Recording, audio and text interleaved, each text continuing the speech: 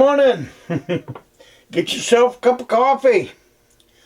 I'm back in the shooting range today. I'm not shooting range. I'm back in the reloading room.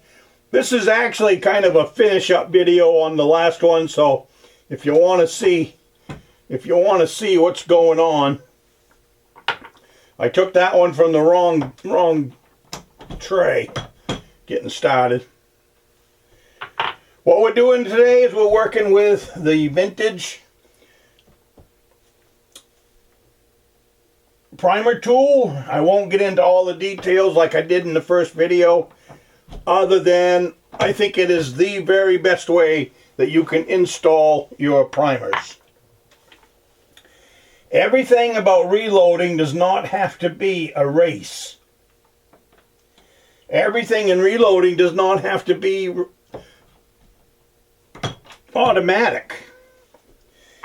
I believe you will find your reloading room much more relaxing if you get away from all that crap and get back to what reloading is. That reloading is hand loading. Like I said, I won't get into everything I got into in the last video. What I wanted to finish up on this video is we started talking about, I belong to the same shooting range for the last 40 years. And there's been a few things that have changed that are kind of disappointing.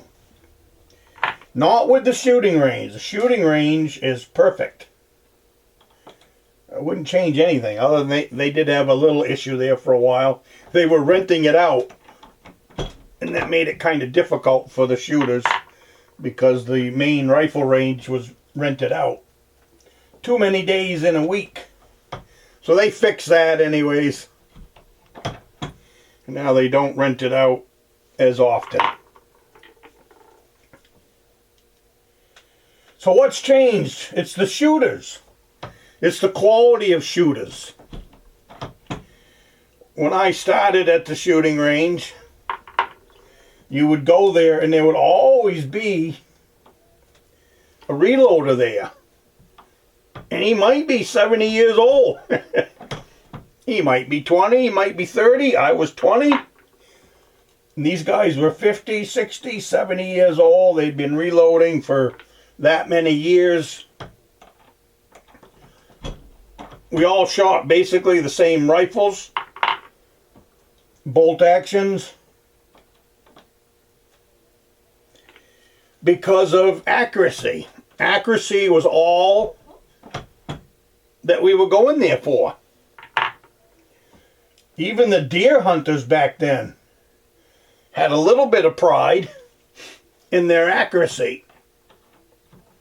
Well, I go to the shooting range now, and accuracy is not even on the table. Which, as a gunner, I find that kind of disappointing that people feel that way now.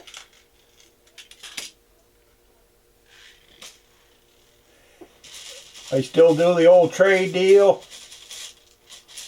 I said in the last video, don't believe that nonsense about touching primers.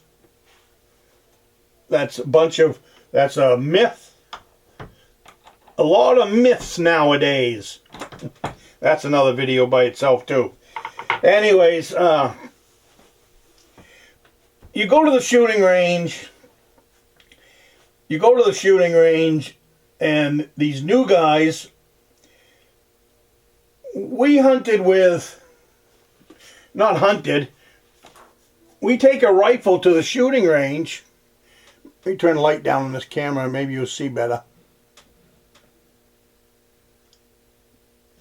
We take a rifle to the shooting range, and at 100 yards we put a 1-inch dot out. When you get older, you put out a 2-inch dot. and our goal was to get these bullets as close as possible to each other. Now I'm sighted down here, but that didn't matter. What you're really after is grouping. As far as putting them on the bullseye, that's a matter of just turning the sights on the scope. That's not an issue. That's not a problem. This right here is 4 bullets at 100 yards within a ½ inch of each other. That was what our goals were back then. That's what everybody's goals were back then. From what I saw when I settled in at the shooting range. Well, what you see now is guys that are showing up with, you know, the big black rifles, you know, the big black rifles, the AR-15s and all that kind of stuff and other things. And they're no longer putting down a 1-inch bullseye or a 2-inch bullseye. They're putting down 10-inch bullseyes, 12-inch bullseyes. And as long as they can get it in that 12 inches, they're happy as a clam. Well, that doesn't sit well with us. It doesn't really matter. I don't care. And I won't say it doesn't sit well with us. But on the other hand, they laugh at our Fudd guns, our wood-stocked guns, our bolt actions. They get a big kick out of calling them Fudd guns. But they show up at the shooting range with a gun that is only good enough to shoot a 12-inch bullseye.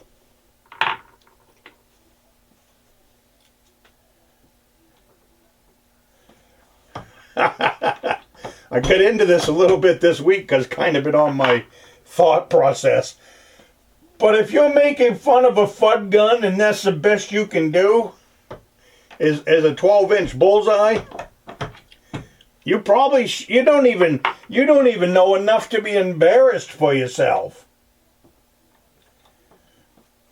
I've sat there and watched people shoot clay pigeons down there at 75 yards, try to shoot them. They've come in and they've laid out clay pigeons on the bank of the berm, these orange clay pigeons that are 4 inches at 75 yards, and not be able to hit them. Why are you wasting the ammunition, number one? If you can't shoot any better than that, then you need to go back to the 22 and learn how to shoot. Even if it means going back to the 22 long rifle and shooting it with open sights. Figure out how to shoot, because a 4-inch clay pigeon, you ought to be able to pile drive at 200 yards. I mean, there's not hardly a rifle out there that won't do that with a decent load. So that puts me down to, it's not the load. It's not the load. It's the guy pulling the trigger, making fun of the Fudd gun. So I guess, moral of the story here is, we know who the shooter is. When I go to the shooting range and you see someone down there with a 1-inch bullseye, he's the one you want to watch. He's the one you want to talk to. He's the one you want to get some information out of.